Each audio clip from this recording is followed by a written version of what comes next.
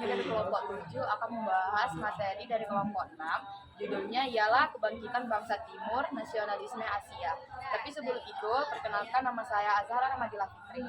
Saya Suci Putri. Saya Ataya Fikri semua. Saya Syakifan Suryana. Materi yang pertama, penjelasan tentang kebangkitan bangsa Timur yang akan dibacakan oleh Syakil. Secara etimologi, nasionalisme dapat didefinisikan menjadi dua pengertian. Pertama, nasionalisme merupakan paham kebangsaan yang berdasarkan kejayaan yang masa lalu. Kedua, paham kebangsaan yang menolak penjajahan untuk membentuk negara yang bersatu dan berdaulat. Dalam pengertian yang lebih modern, nasionalisme merupakan kesamaan kewarganegaraan dari semua etnis dan budaya di dalam suatu bangsa. Perspektif nasionalisme diperlukan sebuah bangsa untuk menampilkan identitasnya. Konsekuensi dari pergeseran bangsa untuk menentukan identitasnya, bahwa warga negara yang tidak lagi bergantung pada identitas nasional yang abstrak, namun lebih kepada identitas yang lebih konkret, seperti pemerintahan yang bersih, negara modern, demokrasi, dan perlindungan hak asasi manusia. Kebangkitan nasional sudah menjadi fenomena yang terjadi di seluruh dunia.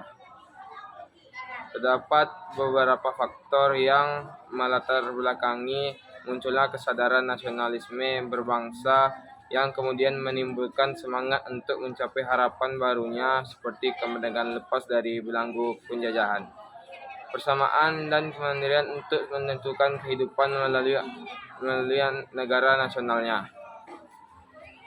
Selanjutnya kita akan masuk ke materi pertama mengenai tentang interkoneksi bangsa-bangsa Asia, yaitu tentang komunitas Jawi yang akan dibacakan oleh Ataya. Kepada Ataya dipersilakan.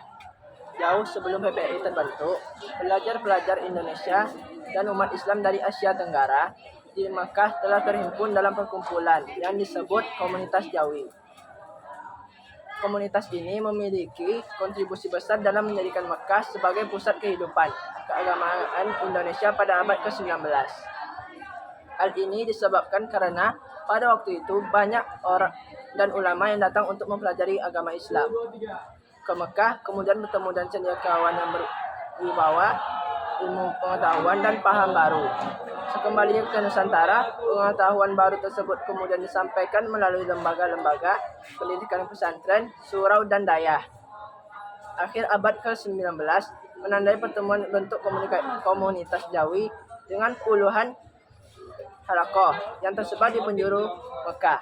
Pembentukan komunitas ini diawali oleh para ulama Nusantara abad ke-17 seperti Nuruddin Al-Raniri, Abdurrauf As-Singkili, dan Muhammad Yusuf Al-Makassari. Materi yang kedua tentang Mahatma Gandhi yang akan dibacakan oleh Suci. Kepada Suci dipersilakan. Realisasi dari gerakan Satyagraha secara besar-besaran pernah terjadi pada tahun 1906 dan 1908. Ribuan orang India dengan sengaja melintasi Transvaal atau perbatasan tanpa sertifikat dan juga berdagang tanpa izin tahun 1908 sebagai pernyataan damai tentang hak-hak mereka yang telah dihapus. Mereka dengan sengaja melanggar peraturan yang diterapkan oleh pemerintah Inggris. Akibat gerakan tersebut, Gandhi ditahan. Selain menjalankan ajaran Satyagraha, ia mengajak melaksanakan Swadesi, yaitu rakyat memakai produk asli dalam negeri dan memanfaatkan kekayaan alam sendiri agar tidak bergantung pada Inggris. Terbukti hal tersebut membuat kas negara Inggris menurun. Perjuangan merebut kemerdekaan yang dilakukan Mahatma Gandhi serta rakyat India membuat kolonialisme Inggris lambat laun menurun, terutama pada bidang ekonomi.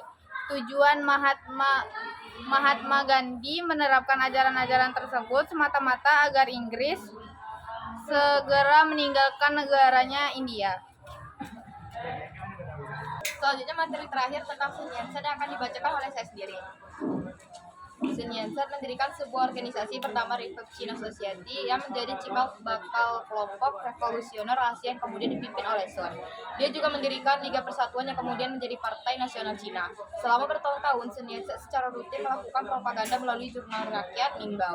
Dia menuliskan idenya tentang 3 prinsip rakyat, yaitu nasionalisme, demokrasi, dan penghidupan rakyat. Teori revolusinya yang mengidamkan berdirinya suatu negara dengan bentuk republik demokrasi dikenal dengan istilah Sanminchu.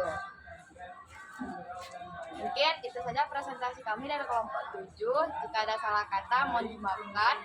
Wabillahi taufiq wal hidayah. Wassalamualaikum warahmatullahi wabarakatuh.